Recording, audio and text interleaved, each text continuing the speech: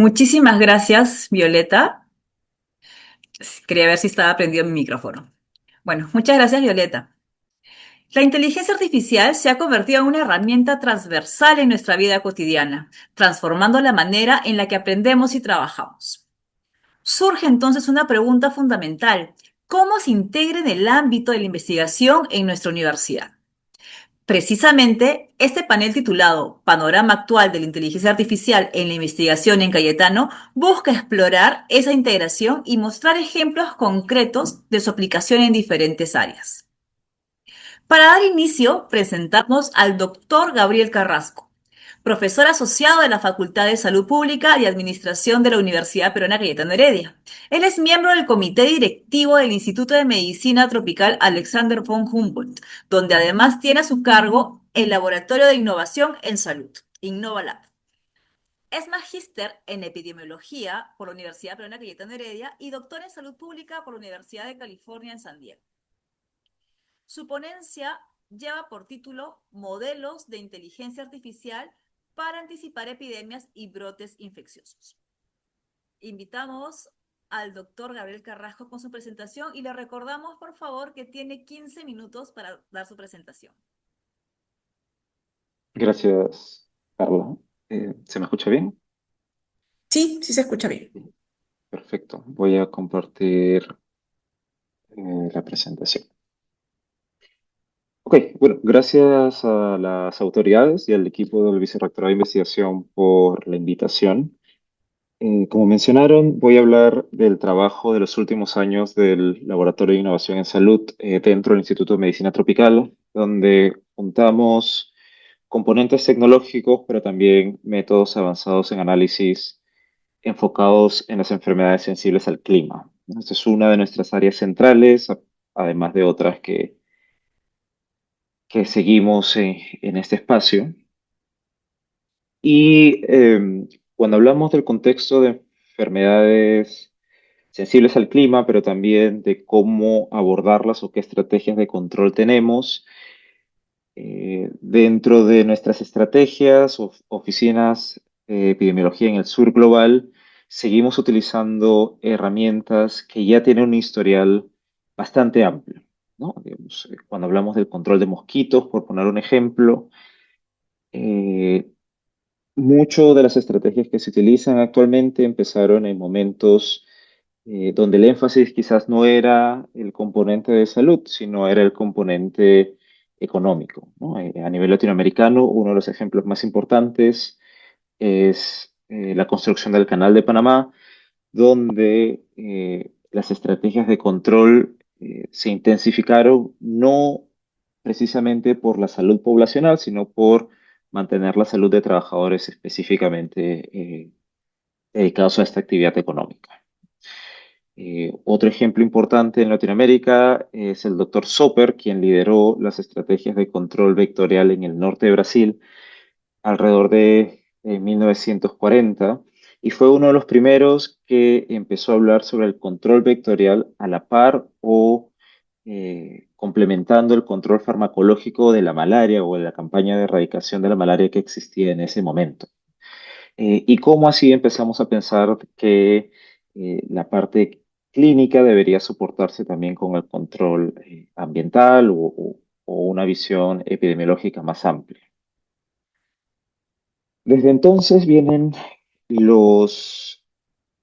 las estrategias de control más importantes para, para mosquitos o para, digamos, enfermedades sensibles al clima eh, que impactan la salud pública global.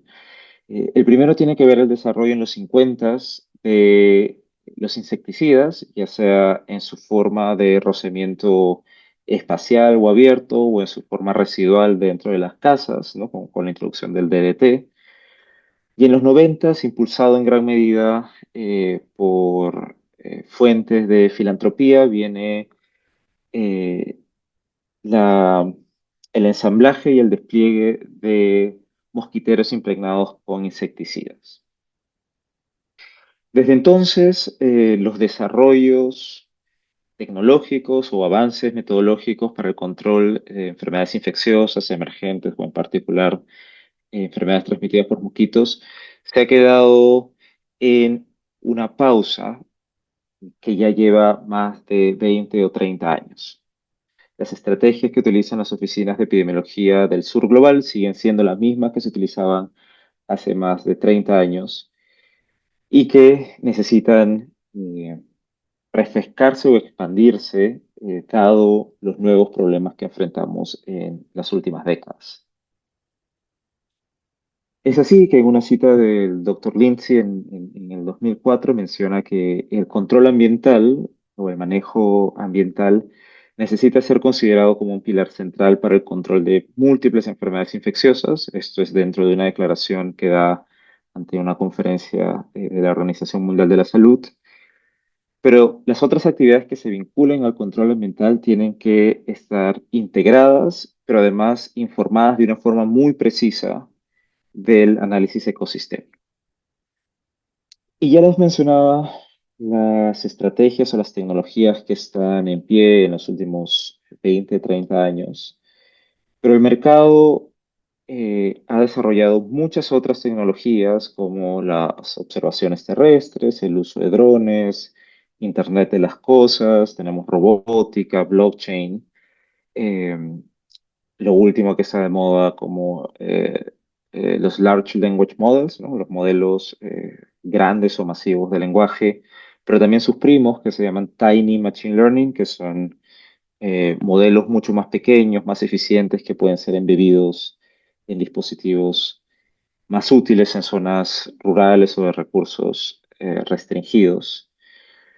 Pero bueno, la industria de todas estas tecnologías se ha ido expandiendo de forma exponencial en los últimos años, pero la permeabilidad en el sector salud sigue siendo un reto, ¿no? Hay sectores donde estas tecnologías se han usado de forma mucho más activa, pero en particular para el control de enfermedades infecciosas y dentro de las estrategias de vigilancia, que es lo que nosotros trabajamos, el uso sigue siendo aún muy tímido o muy poco para las demandas que existen actualmente. En ese contexto es que el laboratorio enmarca su trabajo dentro de las estrategias de adaptación, mitigación y vigilancia, es decir, cómo afrontamos o cómo utilizamos estas tecnologías para afrontar los desafíos del cambio climático y enfermedades infecciosas al mismo tiempo. Y estas tecnologías nos sirven para mejorar la información ambiental que se usa para la toma de decisiones, soportar la analítica avanzada para diseñar estas estrategias, reconocer estos problemas transdisciplinarios, pero que además necesitan la participación de equipos multidisciplinarios y el fortalecimiento de capacidades técnicas. Y todo esto debería apuntalar sobre cómo afrontamos como país este tipo de retos. Quizás uno de los principales tiene que ver con la variedad, velocidad y volumen de los datos ambientales, que son muy distintos a el tipo de datos que utilizan los funcionarios en salud, ¿no? Eh, los formatos, la capacidad de almacenamiento y de procesamiento son distintos y por ende mucho de lo que trabajamos o lo que les voy a mostrar a continuación tiene que ver con cómo desarrollamos herramientas que pueden ser fácilmente digeribles por el sector salud, pero que también tengan un potencial para escalar rápidamente a otros sectores. El proyecto, entonces, el principal, hay varios aquí, pero el principal está financiado por Wellcome Trust, es un financiador de Reino Unido que tiene, digamos, este financiamiento en particular se encarga de confeccionar una red latinoamericana en diferentes puntos críticos de cambio climático.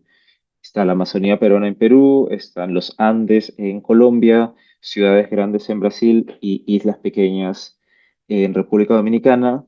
Y lo que se busca es construir una infraestructura digital que pueda servir de puente entre salud y clima, ¿no?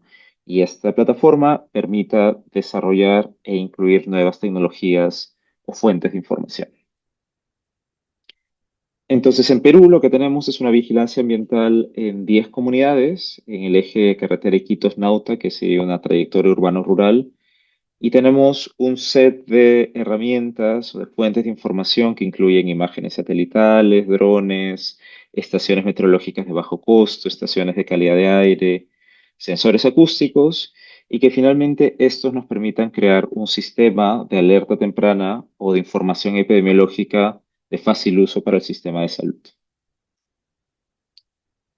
Entonces, ¿qué es lo que queremos hacer? Es, en diferentes escalas, como se ve en el video de la derecha, es tener detalles de la variabilidad meteorológica, la composición de hábitat, la deforestación, cómo existen cerca del territorio hospederos intermediarios, cuál es el estatus socioeconómico de los pobladores, la fluctuación hidrológica, pero como vieron en el video, también detalles específicos correspondientes a la transmisión de diferentes enfermedades, ¿no? Por ejemplo, tenemos cuerpos de agua que son favorables para la transmisión de malaria, o podemos detectar sitios de aglutinación de basura que pueden ser favorables para la transmisión de leptospira, o como el último ejemplo de contenedores de agua que favorecen la transmisión o pueden ser criaderos potenciales para mosquitos que transmiten dengue. Entonces, poder detectar con este nivel de precisión diferentes componentes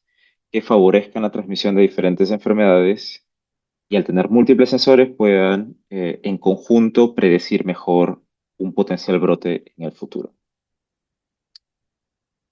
Entonces, las plataformas que usamos, pasamos de ejemplos como este, que son 4 ciudades o 4 pueblos pequeños en la Amazonía peruana con información satelital, a este nivel de resolución cuando utilizamos imágenes de drones, ¿no? Tenemos ahora una resolución de 1 centímetro por píxel, es decir, tenemos un detalle bastante fino de las comunidades. Podemos entender patrones de deforestación, distribución de la densidad poblacional, actividades agriculturales, distribuciones o fluctuaciones hidrológicas. Entonces, cada uno de estos componentes generan un sistema complejo de las enfermedades que nos permite anticiparnos. Como un ejemplo, y esto ya es un resumen de varios trabajos que tenemos con colaboradores en varias partes del mundo, en la parte superior se ven fluctuaciones agriculturales que pueden ser muy rápidas, es decir, en ese ejemplo se deforestaron más de 50 kilómetros cuadrados de bosque primario, y esto crea hábitats útiles o favorables para la transmisión, en ese caso en particular, de malaria zoonótica en el sudeste asiático. En el ejemplo abajo tenemos el uso de diferentes sensores para detectar, por ejemplo, poblaciones de monos que podrían ser favorables para la transmisión de fiebre amarilla. Entonces, lo que tenemos son ejemplos de estas fuentes masivas de datos. Les hablaba que tenemos resolución de 1 centímetro por píxel, pero también vamos múltiples veces al año. Y con esta información también tenemos características multiespectrales, es decir, que van más allá de la percepción del ojo humano y podemos caracterizar mejor las comunidades, ¿no? Porque una comunidad tiene un patrón epidemiológico distinto. Ahora podemos cuantificar cuáles son esas diferencias ambientales del uso de suelo entre diferentes comunidades, por más que intuitivamente pueden ser ecológicamente similares. Esas pequeñas detalles o esas pequeñas desviaciones en cuando hay más deforestación o menos deforestación, se caracterizan a través de modelos masivos o modelos grandes de inteligencia artificial también, ya sean redes convolucionales o sistemas más tradicionales. Y por último, con esta información podemos hacer predicción de riesgo, ¿no? Podemos tener a un nivel bastante preciso dónde hay mayor riesgo, ya sea estacional o variable, de diferentes enfermedades, ¿no? Leishmaniasis, malaria, esquistosomiasis, dengue, leptospira, entre otros. Y lo mismo con otro ejemplo que tiene que ver con sensores acústicos. Lo que estamos haciendo es recolectar clips de sonidos del medio ambiente y con inteligencia artificial también. Aquí utilizamos unas redes neuronales ya entrenadas por Google, que se llaman JAMNet, para detectar diferentes especies de animales o de comportamiento humano, entre otros. Es decir, como ven los espectrogramas aquí en la diapositiva, podemos detectar frecuencias específicas de comportamientos de diferentes animales o de humanos o del medio ambiente. Y a partir de esta información, como sabemos el momento preciso, la frecuencia precisa, la densidad precisa, generar indicadores epidemiológicos que alimenten modelos de predicción. Junto a algunos colaboradores en Stanford, también lo que estamos haciendo es caracterizar cómo estas frecuencias acústicas provienen de eh, eh, una impronta espectral diferenciada para cada especie de mosquitos. Es decir, el tipo de alas, la densidad de las alas, el volumen de las alas influye en esa firma espectral en el sonido de cada uno de los aleteos o zumbidos de los mosquitos y podemos caracterizarlos y saber qué especies hay circulando en esta zona. Entonces, con poco esfuerzo podríamos detectar también diferentes patrones epidemiológicos correspondientes al vector. Entonces, este es un ejemplo, tenemos las signas multiespectrales y podemos detectar componentes humanos, componentes de mosquitos, componentes ambientales, y esto se traduce en lo que nosotros llamamos acción anticipatoria, ¿no? Como nuestros sistemas de alerta temprana permiten dar información al servicio de salud para mejorar la distribución de recursos. Un ejemplo, y este es un prototipo aún que junta de forma multimodal las diferentes fuentes de información que les he mostrado, podemos generar mapas de riesgo con una predicción a 1, 2 y 3 meses en el futuro de cuáles serían el riesgo o la probabilidad de tener un brote. En este caso me parece que es dengue, pero los mismos modelos habrían para malaria, para leptospira y para las otras enfermedades de acuerdo al diferente juego que existe dentro de cada uno de los componentes, ya sea ambientales, humanos y climatológicos en estas zonas, ¿no? La digestión, de nuevo, de esta información requiere modelos masivos, que son también los que se están desarrollando en el grupo de investigación. Eh, pero he obviado un poco la parte técnica para mostrar el escenario que nos enfrentamos ante información masiva y los modelos que necesitamos para digerir. Todo esto requiere una planificación, un trabajo multidisciplinario y comunitario cercano. O sea, el uso de altas tecnologías requiere el involucramiento de la comunidad para entenderlos y adoptarlos. Este es un área en el que el laboratorio también se está expandiendo bastante rápido. Y finalmente, esta es la información por si alguien quiere ponerse en contacto para conocer un poco más de detalle. Gracias de nuevo por la invitación.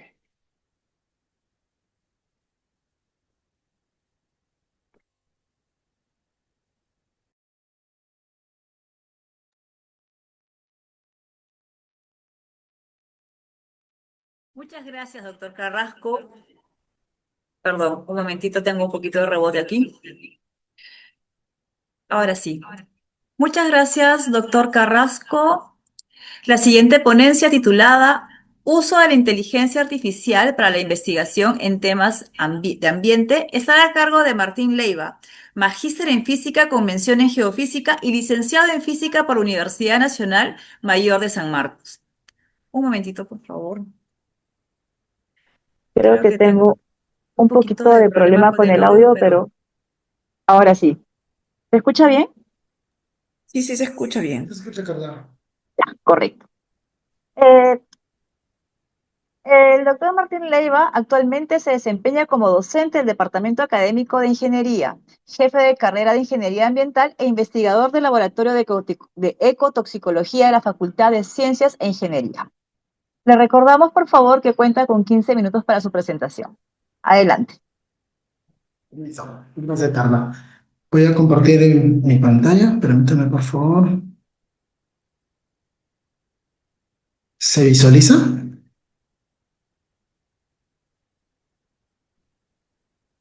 Sí, sí se ¿Me ve. confirman, por favor? Sí, perfecto. Sí, bien, buenas tardes con todos. Primero que nada, muchas gracias a la organización por la invitación. El tema que voy a desarrollar está denominado Uso de la inteligencia artificial en la investigación ambiental e interdisciplinaria.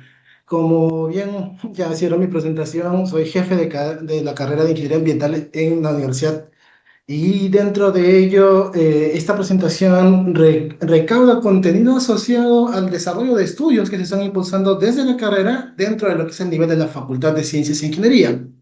Y para organizar mi presentación, les muestro el contenido que vamos a desarrollar. Van a ser en tres bloques de manera precisa.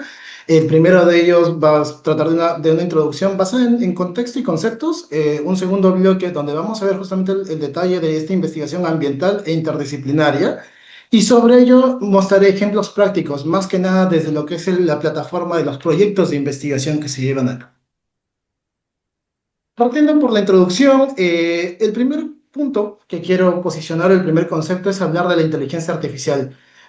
Primero, más allá de qué es, tenemos diferentes conceptos que ya de seguramente cada uno de los ponentes que se vayan teniendo en la sesión van a ir mencionando de manera reiterativa, pero sobre ellos cito básicamente tres. El primero de ellos es que lo brinda la Real Academia de la Lengua Española, que básicamente la inteligencia artificial es una disciplina científica que ve toda la ejecución de operaciones comparables a lo que sería lo que realiza la mente humana. Un punto uno.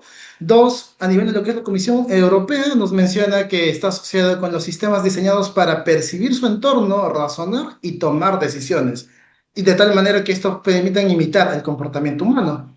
Y el tercero es el que nos da la OCDE, que define a la inteligencia artificial desde un enfoque de sistema como un conjunto determinado de objetivos definidos por el ser humano y que nos van a permitir realizar predicciones, formular recomendaciones y decisiones que influyan sobre el entorno real y también sobre espacios virtuales. En general, sobre este espacio de discusión hay ya muchos conceptos existiendo a la fecha. Sobre todos ellos yo quiero posicionar dos elementos o dos palabras claves que dentro de esto nos va a permitir operativizar y facilitar procesos.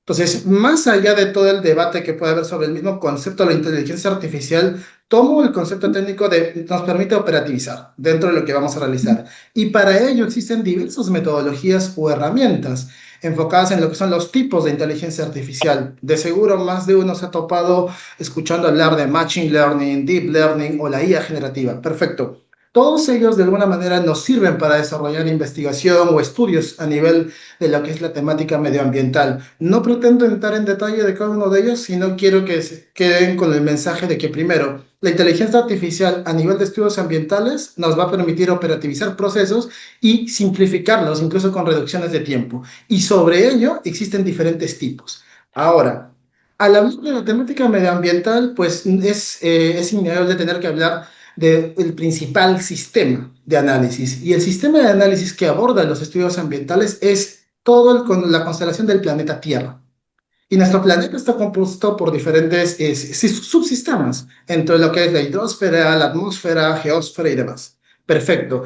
Aquí esto no es ajeno a todos, seguramente lo hemos escuchado en algún momento, pero sobre este punto del del planeta Tierra, lo que quiero resaltar es que todos estos sistemas constituyen sistemas complejos, porque justo como mencionaba previamente ya Gabriel, nos muestra de diferentes escenarios donde hay muchos procesos que se llevan a cabo y de todos esos procesos, a la par nos brinda una cantidad enorme de data.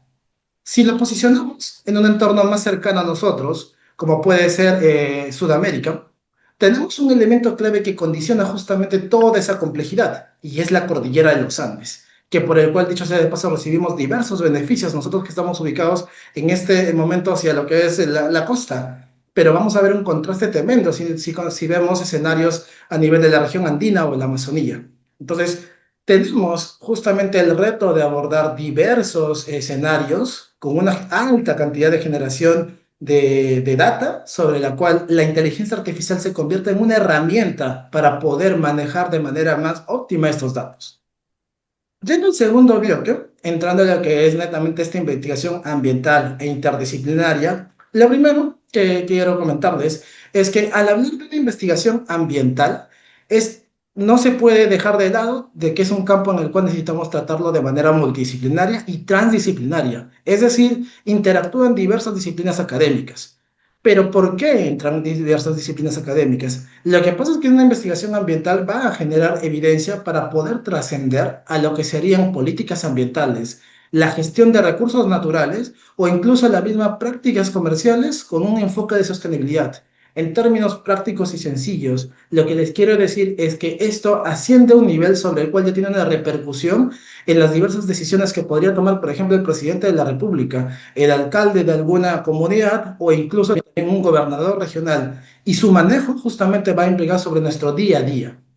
Si hablamos del contexto peruano, no se puede dejar de lado que ya tenemos diversos escenarios donde se está produciendo un deterioro. Y si vemos el contexto global, mucho más aún, con todos los conceptos ya que conocemos asociados al cambio climático o incluso al cambio global, cuando nos referimos ya a las actividades antropogénicas que realizan las personas en todo este proceso.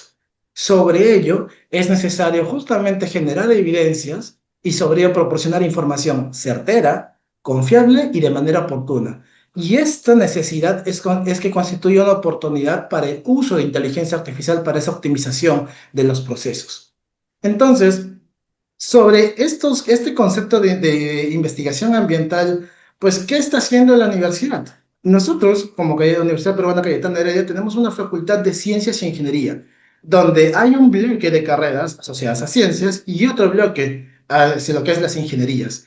Desde el lado de ciencias, se está trabajando toda la generación de evidencias y sobre el lado del bloque de las carreras de ingenierías, todo el desarrollo de soluciones. Y estos dos bloques se llegan a introducir en el marco de la investigación para que con base en la generación de evidencias que pueden existir sobre diversas problemáticas ambientales, se planteen soluciones, se diseñen soluciones y tenemos justamente un espacio de desarrollo que lo constituye el LIT, que para muchos es conocido por el nivel de investigación que se realiza ahí, pero justamente hoy en día se está impulsando todo este desarrollo desde ese espacio a través del impulso de las carreras que se tienen en la facultad. Un ejemplo de ello, o como bien decía al inicio, la plataforma que nos permite realizar esa interrelación, pues los constituyen los proyectos de investigación interdisciplinarios. Les cuento como referencia que a la fecha se vienen desarrollando diversos proyectos donde en uno de ellos se desarrolla una interrelación entre carreras como ingeniería ambiental, ingeniería informática y biología.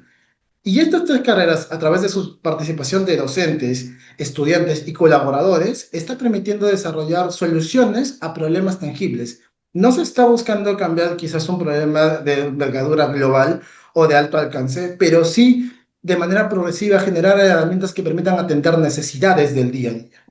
Como ejemplo de ello, ahora les voy a pasar a mostrar o a hacer mención a algunos proyectos y qué se ha venido haciendo desde ellos. El primero de ellos es el proyecto Andes Data Cube.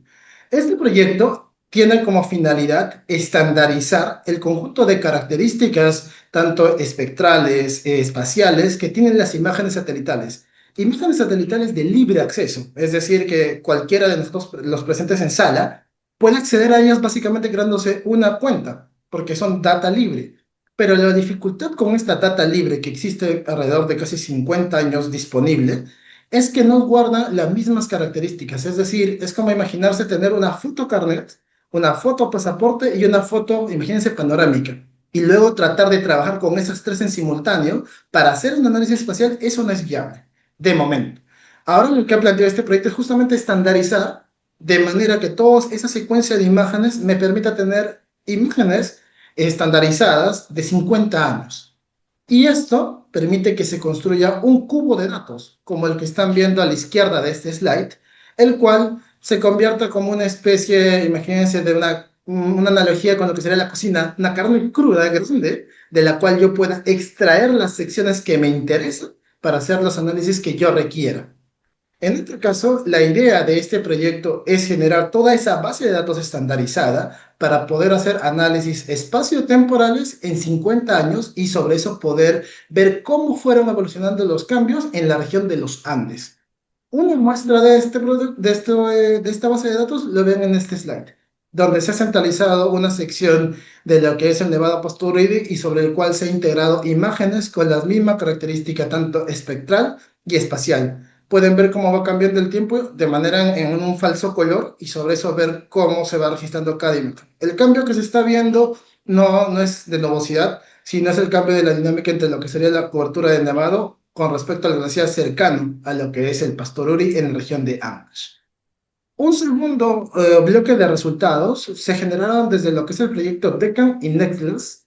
Este proyecto abordó principalmente la problemática asociada a lo que es el drenaje ácido de roca, un fenómeno que impacta sobre la calidad de agua. Es decir, a partir de lo que es el retiro de un glaciar y la exposición de roca, que luego interactúa con la precipitación, esto hace que la roca que es lavada por medio del agua libere metales pesados que cuenca abajo llega a diversas poblaciones. Ok, en este caso lo que abordaron estos proyectos es ver el nivel de impacto que tendrían esta agua en no condiciones adecuadas para la población y sobre ello ver de qué manera con imágenes podríamos ver cómo monitorearla. Lo que ha logrado este proyecto es de que a través del uso de imágenes satelitales libres y por medio del uso de Machine Learning, se pueda generar un índice físico que pueda justamente ver cómo varía el pH de esa agua que proveniente de una zona de drenaje de roca y sobre la cual también ver valores de conductividad. Es decir, se generó un índice por medio de lo que es el Machine Learning. Y pueden ver en este slide justamente cuál es ese índice y cómo su representación se ha generado de manera sintetizada y comparado con lo que sería un datos de mediciones en situ, es decir, como la medición típica de multiparámetro. Tercer bloque de resultados lo constituyen, han venido del proyecto Cascada y del proyecto Ciclomin.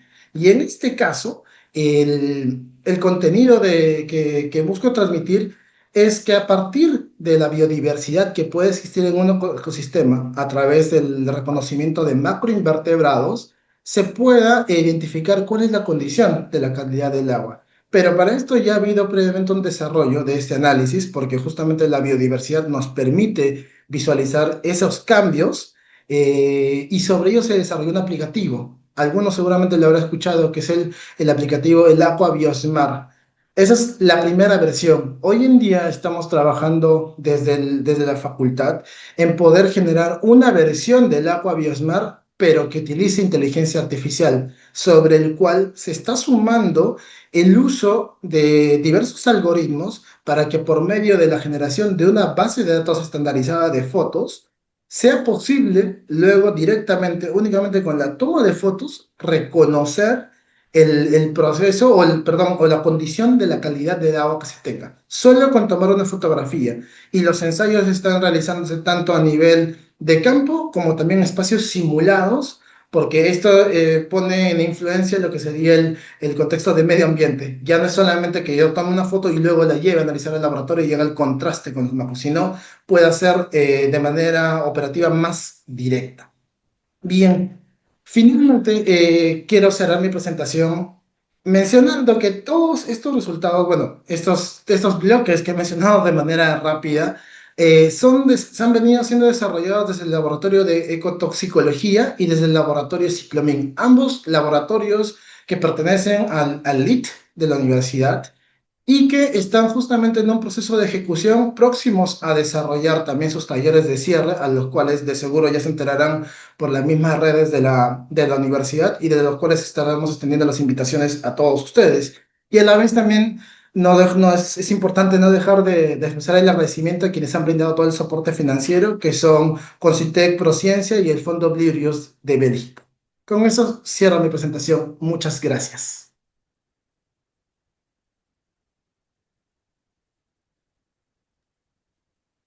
Muchas gracias, Magíster Leiva. Continuamos con la ponencia del doctor Mirko Simic, quien es físico de la Universidad Nacional de Ingeniería, magíster en bioquímica por la Universidad Peruana Cayetano Heredia y obtuvo el grado de doctor en control y prevención de enfermedades en la Universidad Johns Hopkins en Estados Unidos. Actualmente se desempeña como coordinador del grupo de bioinformática del Laboratorio de Bioinformática y Biología Molecular de la Universidad Peruana Cayetano Heredia.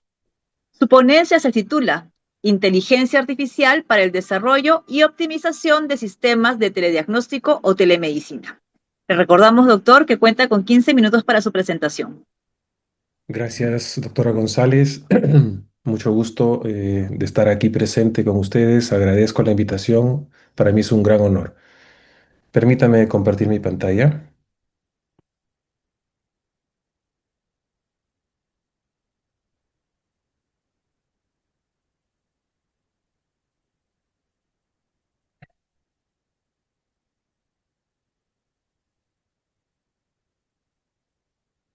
Bien.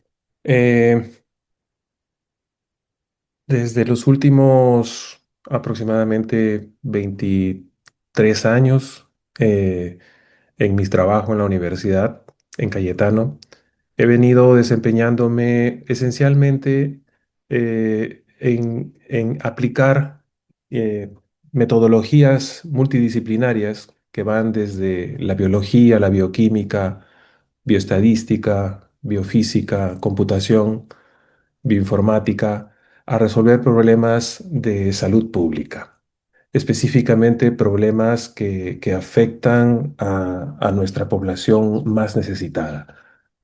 En el año 2008 fue cuando tuvimos el primer contacto con, en aquel entonces ya existían las herramientas de inteligencia artificial.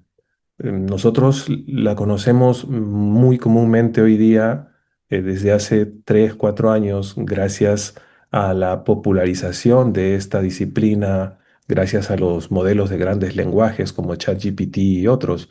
Pero en verdad esto se desarrolla en los años 60 y para el 2008 ya existían las redes neuronales convolucionantes, etcétera, en sus inicios y se podían realizar muchos trabajos de interés. Desde el punto de vista de salud pública, las intervenciones que podemos realizar esencialmente se basan en tres pilares: la prevención, el diagnóstico y el tratamiento. Para esto necesitamos tener una infraestructura adecuada, necesitamos tener especialistas médicos, especialistas, biólogos que puedan realizar diagnósticos a partir de pruebas, etcétera. Y necesitamos recursos, por supuesto. Lamentablemente, en el Perú y en muchos países en desarrollo, nuestro sistema de salud sufre una problemática que está asociada a una limitada infraestructura, a un limitado número de médicos especialistas y falta de recursos. Esto nos lleva a buscar soluciones costo efectivas, eh, buscar soluciones que nos permitan desarrollar equipos, instrumentos alternativos y soluciones que nos permitan, no voy a decir reemplazar, pero quisiera decir ayudar a nuestro limitado staff médico especialista. Y ahí en esto último es donde entra la inteligencia artificial conjugada con el desarrollo de prototipos de bajo costo que puedan adquirir datos del paciente en lugares remotos como un centro de salud en la zona altoandina que estamos viendo. Este es un centro de salud cerca de Huancavelica.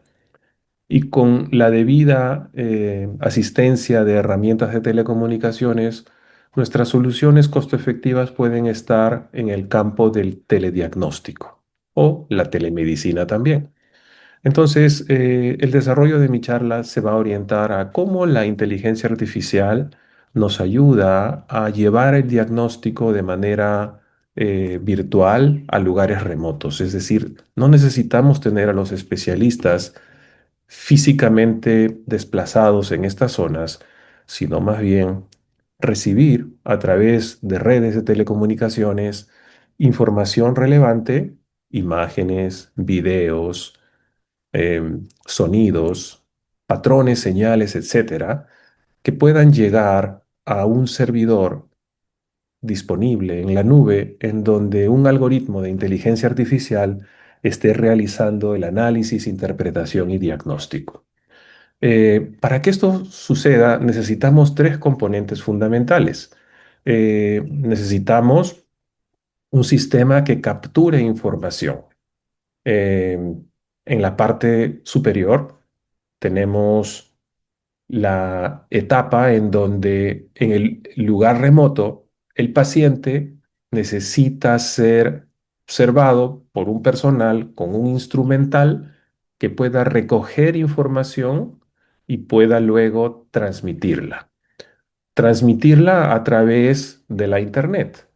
Y para ello necesitamos un sistema de transmisión y gestión de información y las TICs, el acrónimo de Tecnologías de Información y Comunicación, nos ayuda. Y finalmente, esa información que llega a un sitio en donde ya sea médicos, especialistas, técnicos, puedan interpretar esta información transmitida, analizarla y efectuar un diagnóstico y regresarlo al lugar de origen.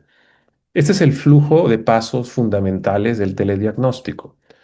Pero aun cuando en el Perú contamos con una excelente red de telecomunicaciones de fibra óptica transandina, tenemos interesantes capacidades de estaciones diagnósticas. Los médicos y especialistas no son suficientes y no pueden estar trabajando tanto tiempo. Entonces, ahí es donde entra la inteligencia artificial. Eh, los desarrollos tecnológicos nos van a servir para construir prototipos de equipos de menor costo. Las tecnologías de información y comunicación nos van a servir para construir esas carreteras que comunican los lugares remotos con los lugares de análisis. Y la inteligencia artificial, a través del desarrollo de algoritmos automáticos, va a ayudar a los médicos a analizar esas imágenes, videos, patrones, sonidos, etcétera, y poder realizar una evaluación diagnóstica, una clasificación. Em, entonces, vamos a concentrarnos ya más precisamente en la inteligencia artificial. Un tipo específico de inteligencia artificial constituyen las llamadas redes neuronales, y estas están inspiradas en los cerebros biológicos. Un cerebro biológico es un conglomerado de células llamadas neuronas que tienen esta característica. Tienen un núcleo, tienen un soma, dendritas, tienen un axón, y estos axones tienen los llamados botones sinápticos que van a conectarse a sí mismo con otras neuronas. Esta conexión se lleva a cabo a través de señales eléctricas que son guiadas por los neurotransmisores. Estas conexiones biológicas mm, ejercen resistencia al flujo de la electricidad, por supuesto, tienen una impedancia asociada.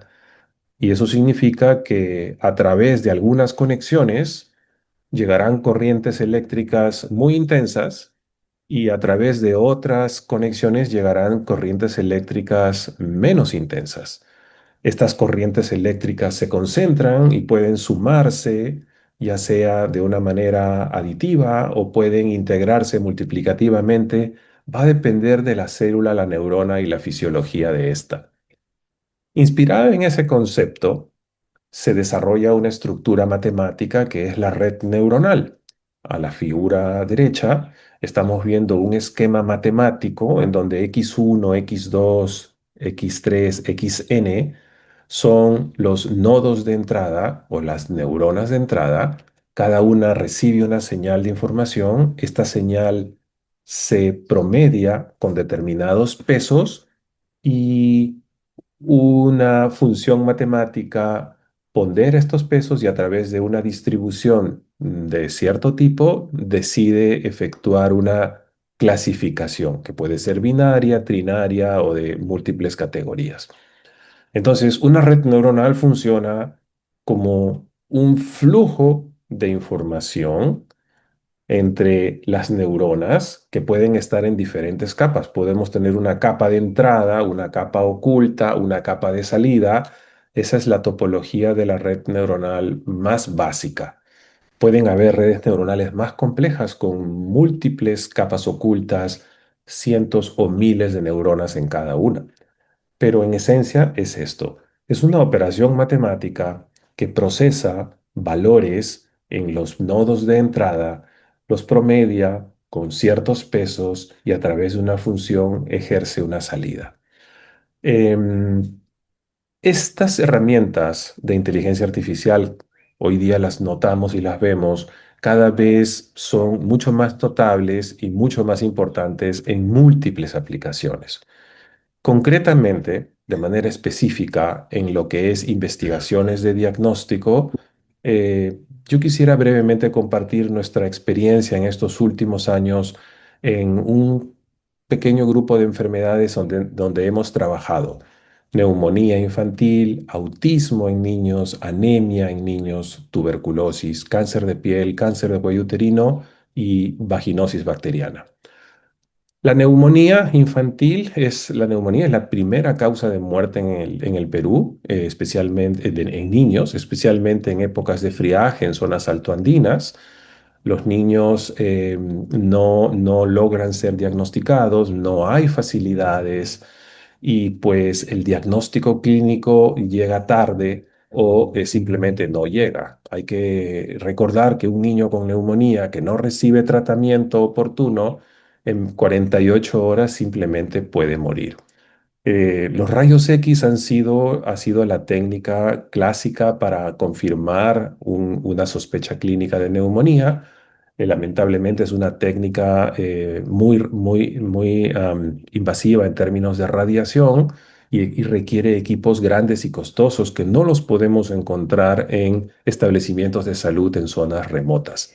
Sin embargo, el ultrasonido en los últimos años ha demostrado también ser capaz de detectar los consolidados neumónicos. Normalmente, hasta hace algunos años, los equipos de ultrasonido eran grandes, pesados y costosos también. Sin embargo, hoy en día tenemos a la mano dispositivos muy económicos que se conectan directamente a una computadora a través de puerto USB, sondas ultrasónicas, como la marca Interson que nosotros usamos ya en un estudio previo, desarrollando una red neuronal convolucionante para analizar estas imágenes de ultrasonido de tórax. Pudimos desarrollar una red neuronal que tenía una sensibilidad de 85% y una especificidad de 93% para encontrar lesiones asociadas a neumonía como consolidado neumónico, efusión pleural, consolidados subpleurales, etcétera. Este sistema lo metimos dentro de una computadora de tal manera que una persona que no necesariamente sea un médico ni enfermero ni tenga ni siquiera instrucción superior, bastaría un trabajador comunitario, andaría con una laptop y en esta laptop a modo de semáforo se prenden luces rojo, amarillo y verde y suena un beep cuando hay evidencia de una sospecha de una lesión asociada a neumonía. Este trabajo lo publicamos en el 2019. Autismo en niños. El problema del autismo es un problema a nivel mundial.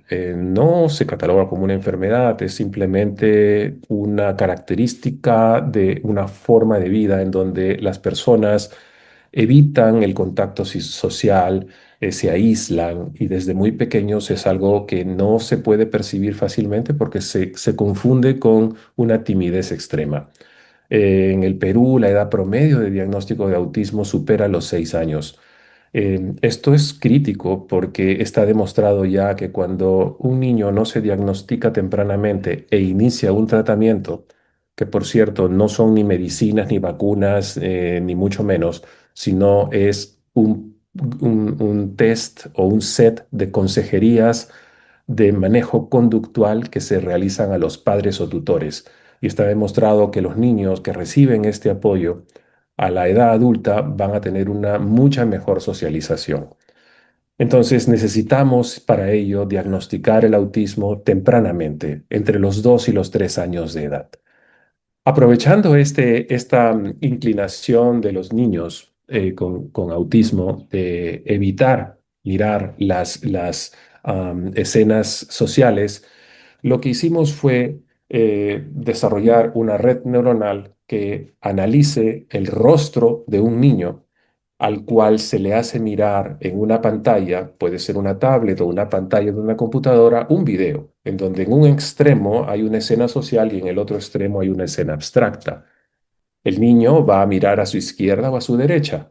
Entonces, a razón de un video que se proyecta durante 50 segundos, con 30 cuadros por segundo, analizamos 1500 cuadros y la red neuronal está analizando uno a uno en tiempo real y está determinando si el niño está mirando a la izquierda o si el niño está mirando a la derecha. Y de esa manera podemos contar de los 1500 cuadros, ¿cuántos? Ese es Denis Núñez, estudiante allá por el año 2018, cuando trabajamos este proyecto. Hoy día ya está terminando su doctorado en Francia en inteligencia artificial. Podemos ver cuál es el porcentaje de preferencia visual hacia las escenas abstractas de los niños. Y esto nos pudo obtener un accuracy de 97% para la detección. Aquí tenemos un video, una niñita está observando primero una imagen o un video de atención, y ahora pueden ver ustedes a la mano derecha luces psicodélicas y a la mano izquierda niños jugando, y la niñita va a mirar ya sea a uno u otro lado. Solo son 50 segundos lo que se necesita para poder hacer una evaluación de riesgo de autismo. Estos trabajos los hemos publicado ya hace algunos años, 2017 uno, 2018 el otro. Anemia en niños. Sabemos que en el Perú hay un gran problema de anemia. Aunque hay algunas Doctor, personas que dicen que un no es minuto. así, aunque sí, me falta un minuto nomás, Carla, o dos máximo, por favor. La anemia necesitan métodos invasivos y tomar muestras de sangre para el diagnóstico. Lo que nosotros propusimos fue tomar una fotografía digital con un celular y poder medir el grado de vascularización y los tonos de coloración, y con ello pudimos detectar anemia severa en un 85% de sensibilidad, sin ninguna gota de sangre. Tuberculosis MODS es un método que fue desarrollado en Cayetano en el año 2000. eh, es hoy día recomendado por la Organización Mundial de la Salud. Es un cultivo rápido y pues necesita una interpretación de estos patrones. Igualmente desarrollamos varios algoritmos, varias redes neuronales, y podemos detectar y clasificar correctamente con sensibilidades de 94%. Lo mismo para cáncer de cuello uterino, podemos detectar en un Papa Nicolau a partir de fotos microscópicas digitales la presencia de células cancerígenas con sensibilidades de 88%. Para vaginosis bacteriana, encontrar este desbalance de la flora intestinal normal que debería ser lactobacilos, y empezamos a encontrar pues streptococos, Gardnerella, Mobiluncus, y podemos detectar también esta enfermedad. Lo mismo que cáncer de piel, podemos analizar lesiones de piel, y con sensibilidades y especificidades superiores al 90% podemos encontrar lesiones sospechosas. De esta manera, son solo ejemplos de algunos casos específicos en donde la inteligencia artificial nos ayuda a reducir la carga de análisis para los médicos especialistas. La idea no es reemplazarlos, la idea es facilitarles el trabajo, hacer un primer screening o un tamizaje, eliminar todas las que son prácticamente normales y permitir que los médicos se concentren en los casos verdaderamente sospechosos. Gracias por su atención. Gracias, doctora González. Muchas gracias, doctor Simic. La última ponencia está a cargo de la doctora, perdón, un momentito. La última ponencia está a cargo de el doctor Luis Cangalaya Sevillano, doctor en Educación por Universidad Nacional Mayor de San Marcos, coordinador del doctorado en Educación de nuestra universidad y consultor en temas de educación, investigación y redacción académica y científica. Su ponencia lleva el título La inteligencia artificial para investigar en educación. Le recordamos, doctor, que tiene 15 minutos para su presentación.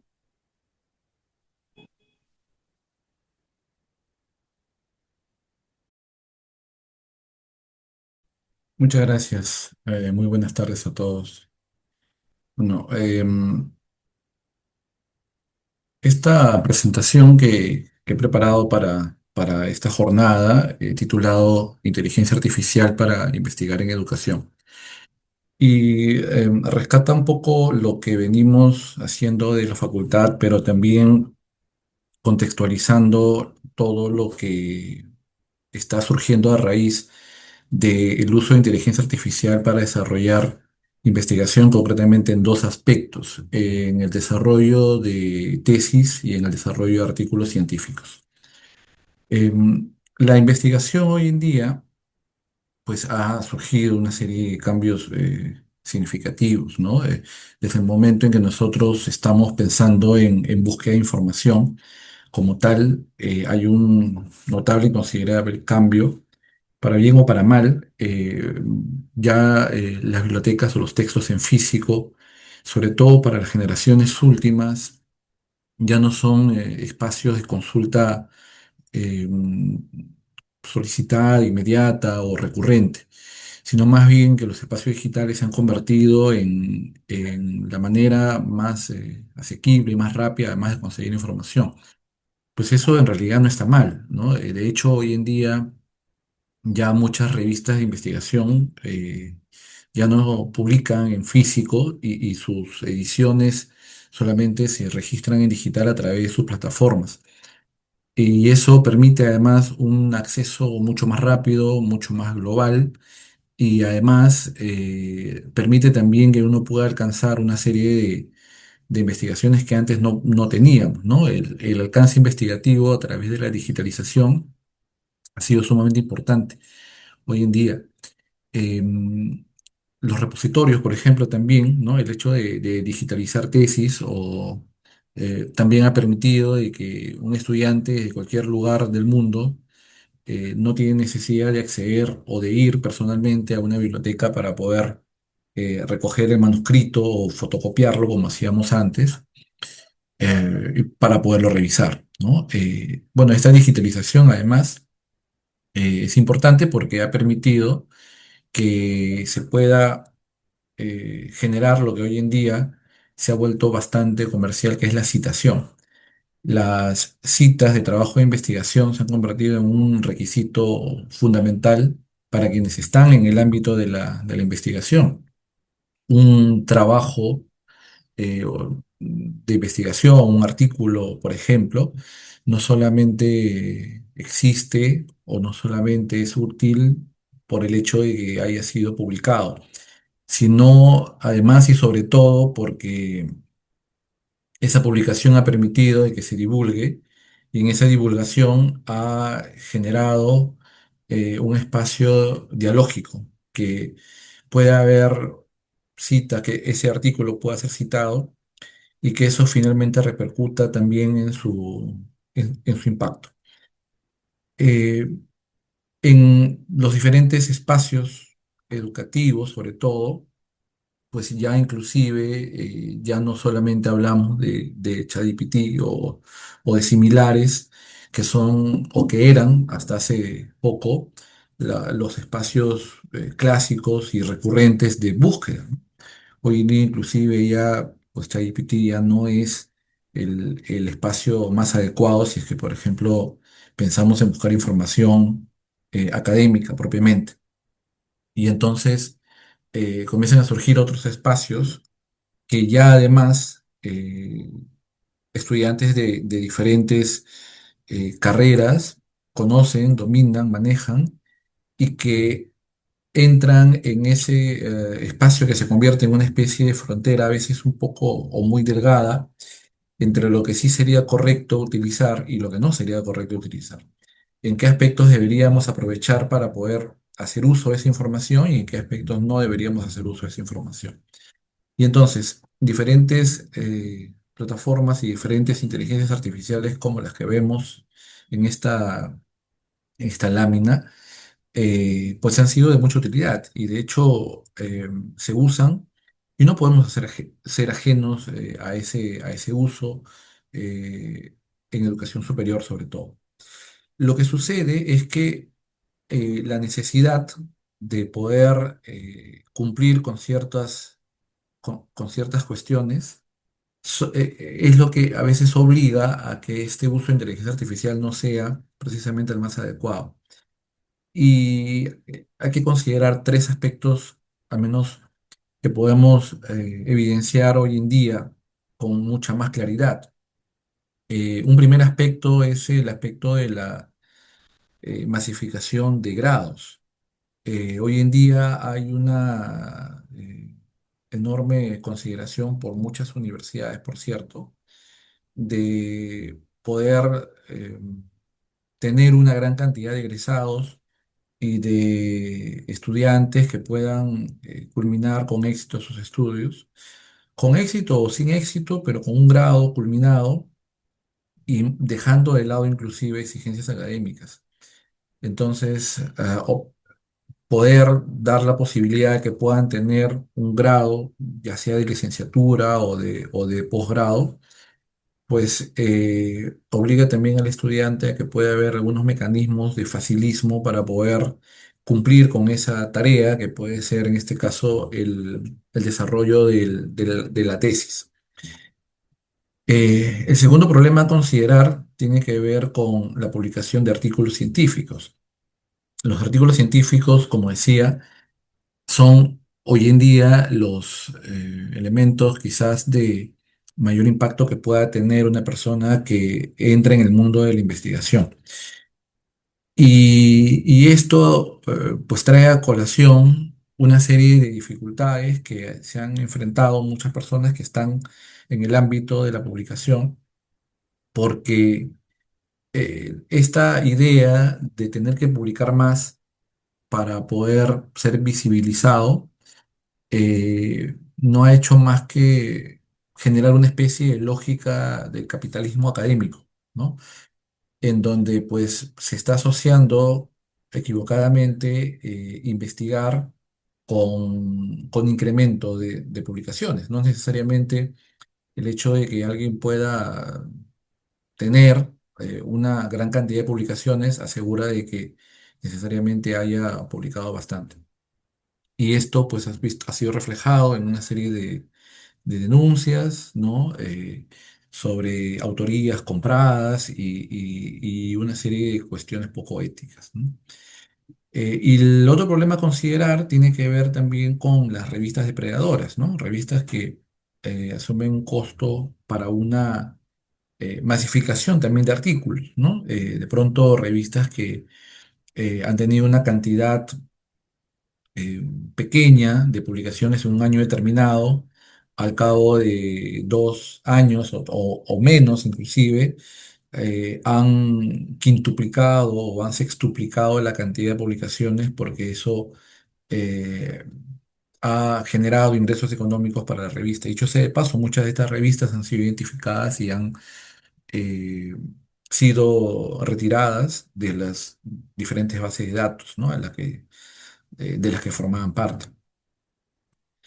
En espacios académicos, por ejemplo, si nos remitimos a las normas APA, se habla de inteligencia artificial y además se considera de que sí es adecuado utilizarla en la medida en que podamos tener claridad sobre esta frontera que comentaba entre lo que linda con lo ético y con lo no ético. Y entonces hay una serie de instituciones. La UNESCO también publicó un manual hace poco y diversas organizaciones que dan cuenta de la necesidad de integrar la inteligencia artificial en educación, pero sobre todo, y creo que es la parte más compleja, la parte más complicada, es de generar conciencia sobre cómo emplear esta inteligencia artificial para fines educativos o para fines de investigación y que no se convierta en que el espacio de la inteligencia artificial sea un hacedor de investigaciones, ¿no? Sea un escribano de artículos o de tesis, en donde el estudiante únicamente busca, eh, ni siquiera en muchas ocasiones crear prompts, sino copiar prompts para que pueda generar trabajo de investigación. Y entonces esto se convierte en una situación un poco eh, o bastante compleja, eh, que tienen que irse afrontando de diferentes maneras, bajo diferentes aristas, ¿no? Y una de ellas precisamente es buscar espacios o software antiplagio, ¿no? O el famoso Turnitin que revisa similitud de información. Turnitin ya hoy en día hace revisión de inteligencia artificial hasta hace poco solamente podía visualizar trabajo de inteligencia artificial en inglés, pero hoy en día revisa y detecta también trabajo de inteligencia artificial en español.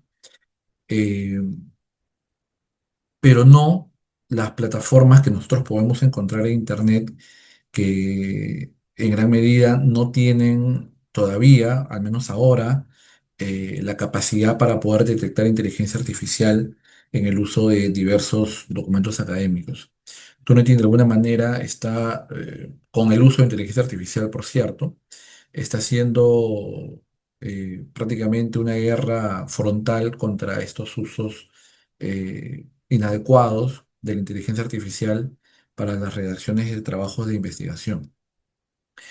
Y en buena cuenta también las universidades están tomando en cuenta esto, o sea, están considerando que no solamente tiene que fijarse en una cuestión de la similitud como tal, que es la versión clásica de Turnitin en la que detecta similitud, sino además en la detección de similitud generado por IA. Y más allá de eso, por ejemplo, en Cayetano, en la Facultad de Educación, nosotros procuramos y también hacemos una revisión no solamente de las cuestiones eh, del porcentaje como tal, o sea, no es una evaluación como tal cuantitativa, sino también hay una evaluación cualitativa. La, la necesidad de hacer una evaluación cualitativa implica de examinar los trabajos de investigación, no solamente por el porcentaje que arroje, sino por qué cosa o qué es específicamente lo que está arrojando dicha similitud.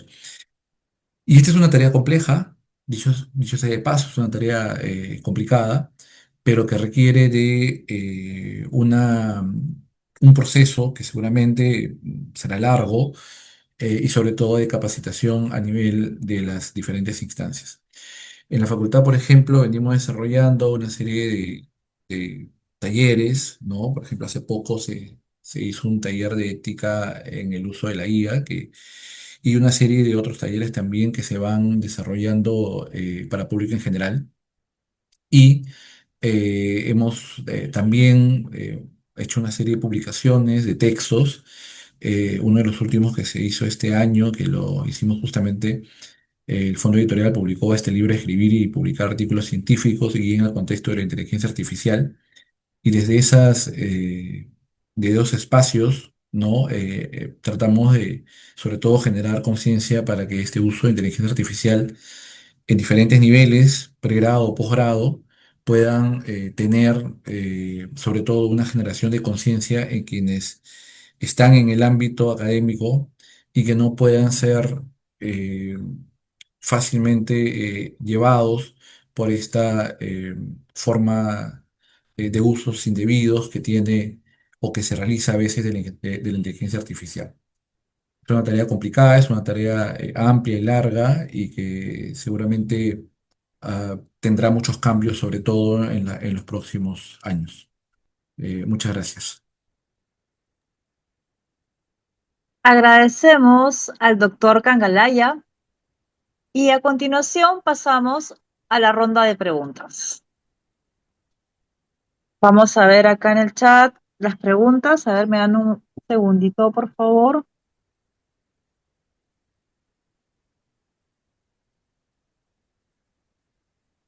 Vamos a empezar en orden según las presentaciones. Acá tenemos una pregunta para el doctor Carrasco. Doctor Carrasco, ¿qué desafíos existen en el uso de drones para recopilar datos epidemiológicos, especialmente en relación con la privacidad y aceptación social de las comunidades? Gracias, Carla, por la pregunta. Es importante mencionar, creo que ya lo han dicho varios panelistas, cuando enfrentamos nuevas tecnologías o nuevos métodos, nos enfrentamos también a desarrollos tempranos de su aplicación en humanos, pero también de los requisitos éticos para su aplicación. Eso nos pasó con los drones, debido a que tenemos una resolución alta, podemos detectar información que potencialmente es privada o restringida.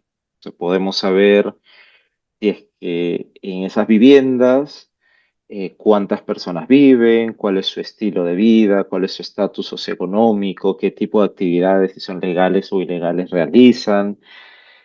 Y estos datos muchas veces podrían las personas querer revelarlos o no. Eh, Lamentablemente, a nivel latinoamericano existe muy poca reglamentación ética sobre el uso de percepción remota o imágenes satelitales a este nivel de resolución. Lo que convenimos con el Comité de Ética cuando hicimos este trabajo fue optar por cuatro estrategias de preservación de la preservación y anonimización de la información espacial. Lo primero era utilizar autorizaciones comunitarias. Si bien no teníamos uno por uno autorización del uso de las imágenes o el uso del el censado del territorio, teníamos al representante comunitario a través de una asamblea comunitaria dándonos la autorización del despliegue de estas tecnologías. Y de ahí teníamos técnicas de que una vez recolectada la información, para difundirla o compartirla, tendríamos tres técnicas principales. El primero se llama jittering o desplazamiento aleatorio de los píxeles en un radio determinado. Teníamos el enmascaramiento y teníamos la disminución de la resolución. Es decir, podíamos analizarlo a nivel de 1 centímetro por píxel, pero cuando se compartía o se publicaba tenía que ser una resolución que permitía eh, que las características esenciales o privadas no fueran detectables de forma tan sencilla. Estos algoritmos se han ido desarrollando a la par en la conducción de este estudio, pero aún hay mucho desarrollo adicional, ¿no? Digamos, lo que nosotros hemos optado es por el acompañamiento y codiseño de estas estrategias junto a la comunidad, ¿no? Entonces, cada uno de los pasos de análisis y recolección de información cuentan con la aprobación comunitaria antes de su despliegue.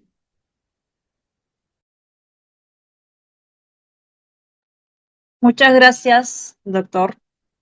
Vamos a ir a otra de las preguntas. Esta pregunta es para el doctor Walter Leiva.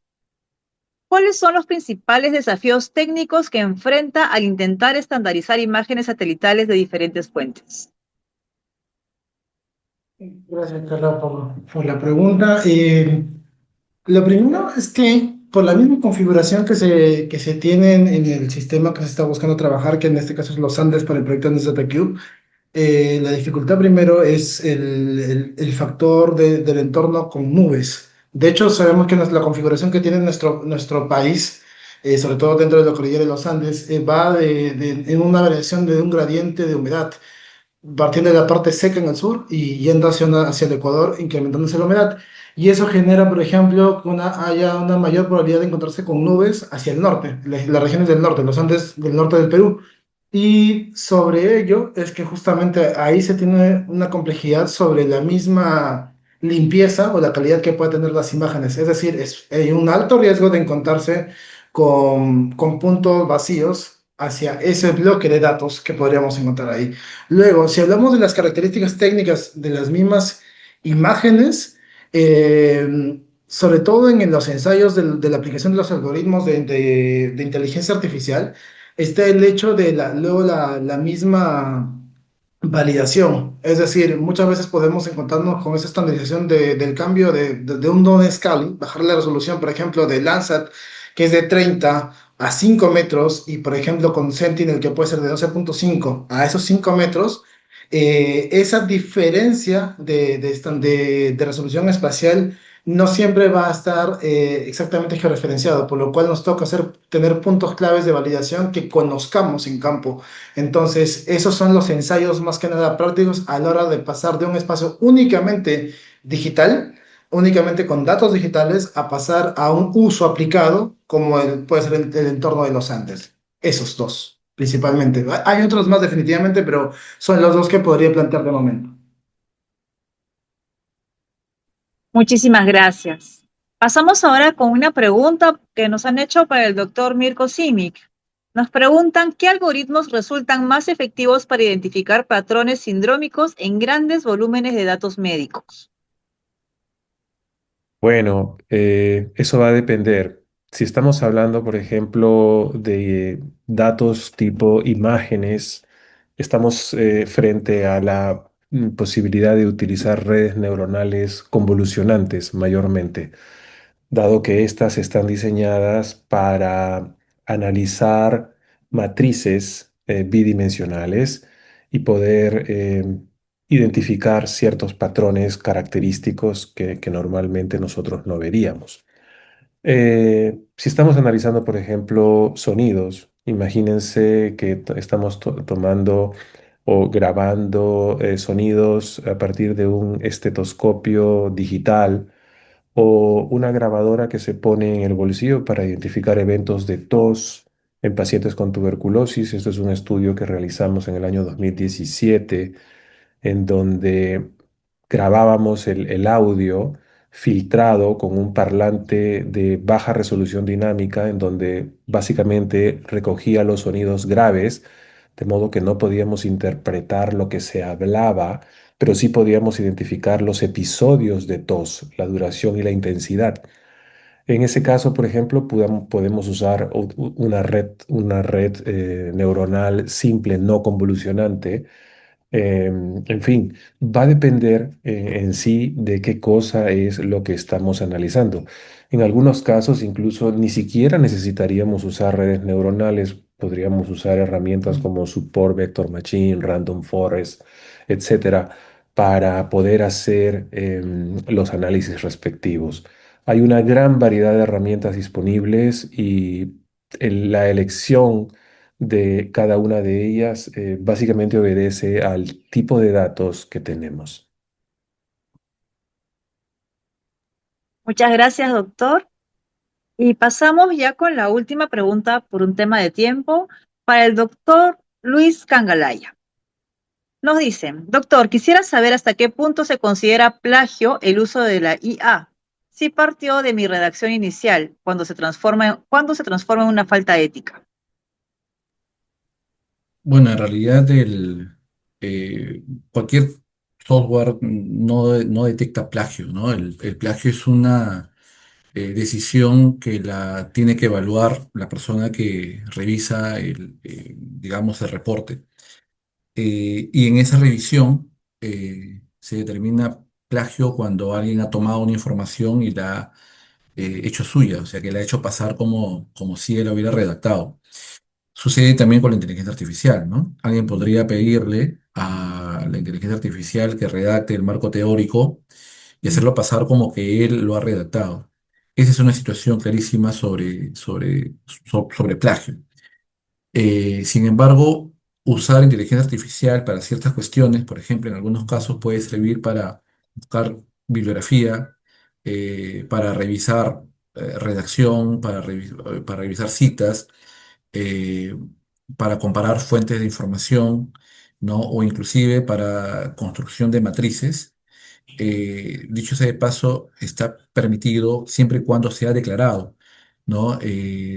Las instituciones usualmente exigen de que las personas que utilizan para estos fines de inteligencia artificial tengan que declararlo o sea, dentro de los protocolos metodológicos de su investigación. Y eso tiene que ser explícito además para evitar alguna malinterpretación del uso de inteligencia artificial para la investigación que se está haciendo.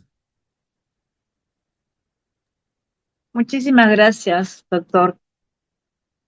Con estas preguntas damos cierre a la ronda de preguntas.